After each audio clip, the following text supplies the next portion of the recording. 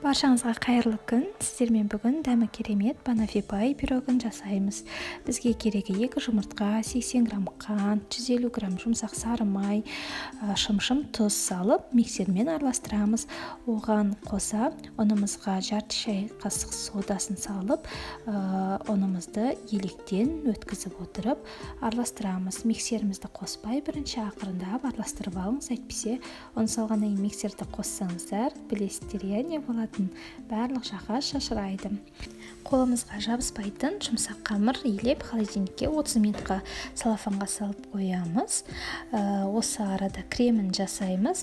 200 мг қаймақ керек, 33% майлылығы және 50 грамм қант ұнтағын қосып крем жасаймыз. Миксермен араластырып отырып, қатты араластырып жібермеңіздер.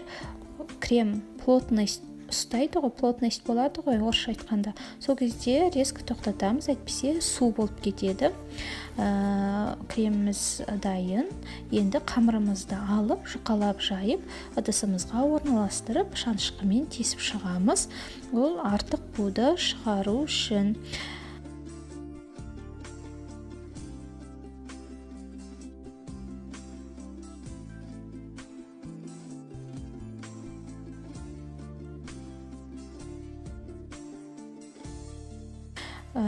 Қамырымызды орналастырғаннан кейін бетіне пергамент қағазын төсеп, шикі бұршақ немесе күріш салып 180 градуста 20 минут пісіреміз.